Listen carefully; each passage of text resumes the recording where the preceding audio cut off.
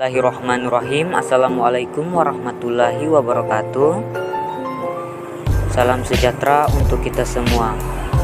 Perkenalkan, nama saya Bima Saputra dengan NIM 14 11 421 223. Saya termasuk satu di antara dari mahasiswa pertukaran pelajar yang berasal dari Universitas Tadulako di Universitas Negeri Gorontalo. Adapun video ini ditujukan untuk memenuhi tugas ujian akhir semester pada mata kuliah perpajakan. Nah, pada pertanyaan bagian 1 yaitu tentang merekonsiliasi laporan keuangan komersial menjadi laporan keuangan fiskal akan menimbulkan koreksi fiskal positif dan koreksi fiskal negatif. Nah, diminta untuk menjelaskan kedua jenis koreksi fiskal tersebut dan berikan contoh masing-masing. Nah, untuk menjawab pertanyaan tersebut, perlu kita ketahui koreksi fiskal positif itu ada tujuannya. Nah, tujuan dari koreksi positif atau koreksi fiskal positif adalah menambah laba komersial atau penghasilan kena pajak PHKP, sehingga koreksi positif menambahkan atau mengurangi pengeluaran biaya-biaya yang sekiranya diakui sebagai fiskal. Koreksi negatif berfungsi sebagai penyebab laba kena pajak berkurang atau PPh terutang karena pendapatan lebih tinggi daripada pendapatan fiskal dan biaya-biaya komersial yang lebih kecil daripada biaya-biaya fiskal. Nah, itulah perbandingan perbedaan antara koreksi fiskal negatif dan positif. Nah, tentunya ada hal-hal tertentu yang terjadi sehingga perlu dilakukan koreksi fiskal positif. Nah, itu diantaranya yaitu mengenai adanya beban yang tidak diakui oleh pajak atau pada pasal 9 ayat 1 Undang-Undang PPh. Selanjutnya yaitu adanya penyusutan komersial lebih besar dari penyusutan fiskal. Dan ketiga, amortisasi komersial lebih besar daripada amortisasi fiskal. Dan keempat yaitu adanya penyesuaian fiskal positif. Nah, selanjutnya yaitu adanya beban yang tidak diakui sesuai pada pasal 9A Undang-Undang PPh atau Undang-Undang Pajak Penghasilan. Ya, yang pertama, biaya yang dikeluarkan atau dibebankan untuk kepentingan pribadi wajib pajak atau yang biasa disingkat WP atau orang yang menjadi tanggungannya. Kemudian adanya dana cadangan. Ketiga, harta yang bantuan atau sumbangan. Kemudian penyesuaian fiskal positif lain yang tidak berasal dari hal-hal yang telah disebutkan di atas.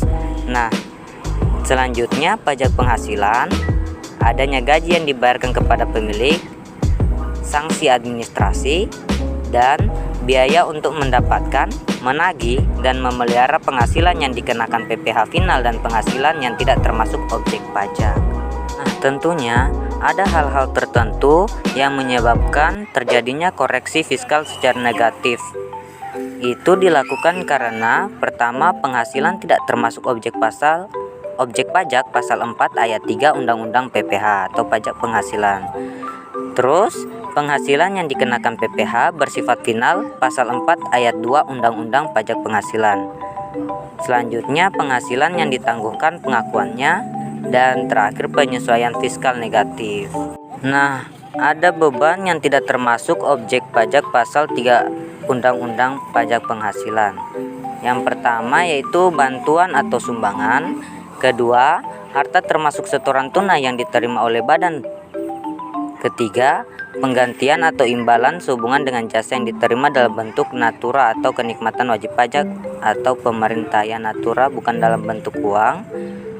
Nah, keempat, pembayaran dari perusahaan asuransi terhadap orang pribadi sehubungan dengan asuransi kesehatan, asuransi kecelakaan, asuransi jiwa, asuransi dwiguna, dan asuransi siswa. Ya, pada bagian ini yaitu bagian asuransi ya. Selanjutnya yaitu kelima, dividen atau bagian laba yang diterima perseroan terbatas. Keenam, iuran yang diterima dari dana pensiun yang pendiriannya telah disahkan Menteri Keuangan. Ketujuh, penghasilan dari modal yang ditanamkan pada dana pensiun. Kedelapan, penghasilan yang diterima dari perusahaan modal ventura beasiswa yang memenuhi persyaratan tertentu. Pertanyaan berikutnya yaitu, atau pertanyaan kedua, akibat koreksi fiskal dari laporan keuangan komersial menjadi laporan keuangan fiskal menyebabkan perbedaan antara laba komersial dan laba fiskal. Perbedaan tersebut dibedakan menjadi beda tetap dan beda waktu, sehingga diminta untuk menjelaskan pengertian kedua jenis perbedaan tersebut dan berikan contoh masing-masing. Perbedaan dari beda tetap dan beda waktu yaitu, pada beda tetap merupakan perbedaan pengakuan baik penghasilan maupun biaya antara akuntansi komersial dengan akuntansi dengan ketentuan Undang-Undang Pajak Penghasilan atau PPh yang sifatnya permanen. Artinya, koreksi fiskal yang dilakukan tidak akan diperhitungkan dengan laba kena pajak. Dengan kata lain, dalam artian, dalam beda tetap ini, penghasilan dan biaya yang diakui dalam penghitungan laba neto untuk akuntansi komersial tidak diakui dalam perhitungan akuntansi pajak. Contohnya, penghasilan yang menimbulkan beda tetap adalah hibah, sumbangan, dan penghasilan bunga deposito. Adapun contoh biaya yang menimbulkan beda tetap adalah biaya sanksi perpajakan atau entertainment tanpa daftar nominatif dan pengeluaran yang tidak ada kaitannya dengan kegiatan perusahaan. Nah, dalam beda tetap ini yang sangat menonjol yaitu ada biaya-biaya yang keluar namun tidak pada kegiatan perusahaan, sehingga ia masuk pada beda tetap. Nah, sementara pada beda waktu itu merupakan perbedaan pengakuan baik penghasilan maupun biaya antara akuntansi komersial dengan ketentuan Undang-Undang Pajak Penghasilan yang sifatnya itu sementara. Artinya, koreksi fiskal yang dilakukan akan diperhitungkan dengan laba kena pajak. Dalam beda waktu ini, penghasilan dan biaya yang dapat diakui saat ini oleh akuntansi komersial atau sebaliknya tidak dapat diakui sekaligus oleh akuntansi pajak. Biasanya karena perbedaan metode pengakuan. Contoh penghasilan yang menimbulkan beda waktu adalah pendapatan lebih dari selisih kurs. Sementara untuk contoh biayanya adalah biaya penyusutan dan biaya sewa.